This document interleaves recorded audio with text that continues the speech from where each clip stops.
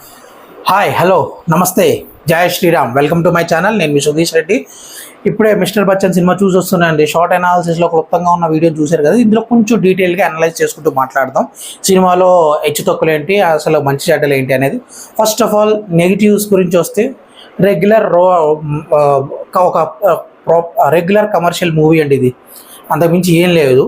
Music బాగుంది, dialogues బాగున్నాయి, screen play పర్లేదు, నాస్ట్రాలజీ ఎఫెక్ట్ అంతగా కనిపించలేదు. రవితేజని మనం మళ్ళీ వింటేజ్ రవితేజ లాగా చూడొచ్చు. హీరోయిన్ బాగుంది, డ్యాన్స్ బాగా చేసింది, అండ్ ఒక్కొక్క యాక్టింగ్ ఓకే, డబ్బింగ్ కూడా అమ్మాయి చెప్పుకుంది, పర్లేదు, బాగానే అనిపించింది. అండ్ హరీష్ శంకర్ దగ్గరికి వచ్చేటప్పటికి ఆయన ఒక రీమేక్స్ మాస్టర్ అనే మా ముద్రని మాత్రం ఆయన గట్టిగానే మార్క్ని మాత్రం గట్టిగానే చూపించాడు. ఒక రీమేక్ని తీసుకుని ఒక తెలుగు ప్రాపర్ కమర్షియల్ ఎంటర్టైన్మెంట్కి ఎలా అడాప్ట్ చేసి తీయొచ్చు అనే దాన్ని మాత్రం పర్ఫెక్ట్గా చూపించాడు ఈ మూవీతో. రవితేజ గారు ఆయన మార్క్ యాక్షన్తో, ఆయన మార్క్ డైలాగులతో, ఆయన మార్క్ ఎంటర్టైనర్తో కొనసాగింది. అండ్ సత్య గురించి చెప్పాలంటే కామెడియన్ సత్య చాలా బాగా ఎంటర్టైన్ చేశాడు. సూపర్ అని అనిపించిన పాత్ర లిమిటెడ్ అయినా సూపర్గానే ఎంటర్టైన్ చేస్తూ బాగానే అనిపించింది. జగపతి బాబు గారు విలన్ పాత్ర అక్కడక్కడ అలరిస్తూ పర్లేదు, ఓకే కింద సాగింది. ఓవరాల్గా చెప్పాలంటే ఇది ఒక ప్రాపర్ తెలుగు కమర్షియల్ మూవీ. చాలా కాలం అయింది ఇలాంటి మూవీస్ వచ్చి.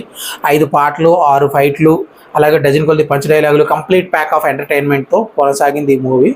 సో మాసెస్ దగ్గర నుంచి ఫ్యామిలీ ఆడియన్స్ దగ్గర నుంచి అన్ని రకాల ఆడియన్స్ని అలరిస్తుంది అనే దాంట్లో ఎలాంటి సందేహం లేదు. కాబట్టి అండ్ ఈ మూవీ గురించి కొంచెం డీటెయిల్ అనాలిసిస్లో చెప్పాలంటే కొంచెం అక్కడక్కడ లాజిక్స్ అయితే మిస్ అయ్యాయి. బట్ కమర్షియల్ మూవీకి మనకు అక్కర్లేనిదే లాజిక్స్ కాబట్టి మనం అంతగా ఎందుకంటే ఇప్పుడు 4 డేస్ ప్రాపర్ లాంగ్ వీకెండ్ వచ్చింది. సో కొంచెం రిలాక్స్ అయ్యి బాగా ఓకే ఇవన్నీ పక్కన పెట్టి మనకి బుర్రకి పొదును పెట్టే ఆలోచనలన్నీ పక్కన పెట్టేసి నీట్గా ఫ్యామిలీతో వెళ్ళి ఎంటర్టైన్ అవ్వాలి అనుకున్నప్పుడు మాత్రం ఈ మూవీ 200% ప్రిఫర్ చేయొచ్చు. లేదు అంటే మన మేతావులు ఉంటారు కదా, ఆల్రెడీ కొంతమంది మిక్స్డ్ ఫ్రూట్ జ్యూస్ అని ఇలాంటివి ఇస్తూ ఉంటారు. బట్ మీకు ఏది కథ అయితే కొత్త కథ లేకపోతే అద్భుతమైన కథ అని నేనైతే చెప్పను. ఇది రెగ్యులర్ మూవీనే, కాకపోతే ప్రాపర్గా అది వండిన ఒక రెగ్యులర్గా చేసే ఒక proper dum biryani type movie ఇది.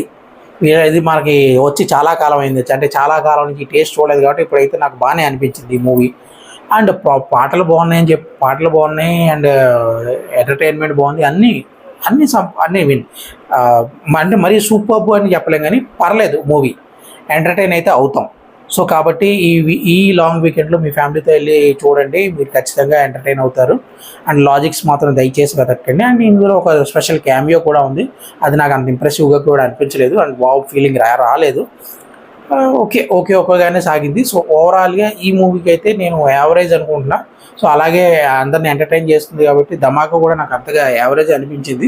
బట్ స్టిల్ అది 100 కోట్లు కానీ నాకు లాస్ట్ టైం రవితేజ గారి ఈగిల్ మూవీ కొంచెం బాగుంది అనిపించింది. బట్ అది అంత కమర్షియల్ సక్సెస్ కాలేదు. బట్ రీజన్స్ అన్ని పక్కన పెట్టుకుంటే ఈ మూవీ అయితే నా పరంగా అయితే యావరేజ్ అబోవ్ యావరేజ్ హిట్ స్టేటస్కి వెళ్తుందని అనుకుంటున్నా. చూద్దాం మరి ప్రేక్షకులు ఎలాంటి తీర్పిస్తారో. సో ఇంతటితో నా అనాలిసిస్ ముగిస్తూ జై శ్రీరామ్.